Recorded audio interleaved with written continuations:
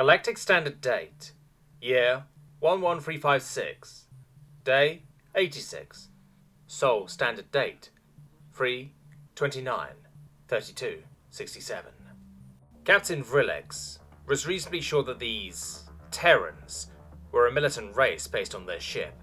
A militant race with technology that bested anything he'd ever seen, even with his security clearance, granting him the ability to learn about some of the Compact's more insane ventures into technological progress. With that knowledge, he decided that the Council would need to do whatever it could to survive against these monsters. On top of all that, he had lost 3 of the finest minds the Ateni had produced in generations to these Xenos. He looked at Rin. Send an expedited message to the High Council. They have to know exactly how grave this situation is. Attach the video files from what we saw of the Terran ship as well, he said. Zrin opened a comm channel linked to the High Council speaking chamber through quantum entanglement, ensuring that his captain's message would be instantaneous. He could compress the video files to a quantum level during the captain's message, so he hit record, a signal ready to Vrillex. Vrillex straightened his galactic compact High Van Distress Blues and began his message.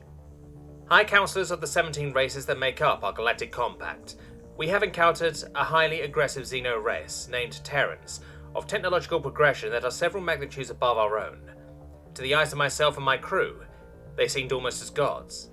Yet even with a ship that had guns we could fit our ship inside of, they felt the need for an obvious deception, which hints that they will use any tactics necessary to win. The video attached will explain a lot. However, it gets worse. He paused for dramatic effect. We lost 2 of our greatest xenobiologists, and an engineer with a security clearance nearly as great as my own. If they manage to torture our secrets from them, then we have already lost what little we had by way of information warfare. If these Terrans did not eat them upon sight, then they will have assuredly been tortured. There may be nothing we can do other than prepare. I wish you luck, councillors. Goddess be with you, he said, as Rin signaled that the recording was over. Vrillex slumped into his seat and let out a long sigh. Ryala put her hand on his shoulder and squeezed. You're getting grey around the ears, Captain, she said. Vrillex didn't even respond. He just shut his eyes and let silence take him. The rest of the bridge crew wasn't much better off. Seeing the enemy there was Terrans, and then seeing their captain so utterly defeated played havoc with their nerves.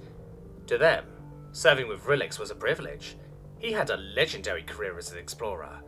He had managed to map out several thousand light-years of uncharted space, and had made a name for himself during the Battle of Palantir by destroying a felonious battlecruiser in an exploration vessel with only light weaponry. The Council had even made a new rank for him because of his exceptional performance and efficiency. Never before had there been a blunder such as this, though neither were there Terrans in the mix. 1007 light-years away. High Councillor Kane of the Ateni had been the first to the speaking chambers when he heard that the Captain Vrillex had dire news for the Compact as a whole. He got to watch the man himself speak. Kane was not a coward, but seeing one of the few heroes of his people so obviously at a loss as to what to do, he resolved himself to watch the attached video to see just what they were now going to have to deal with, one way or the other.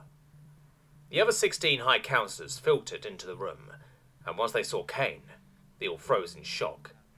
Kane had curled up into a ball on the chamber floor, and had begun muttering to himself. Gods, dark gods, the gods of old have arisen once more, and they are tainted. We will all be destroyed if they are here to kill us. We must simply bend our knees and hope they do not kill us as we bow our heads. The end is nigh.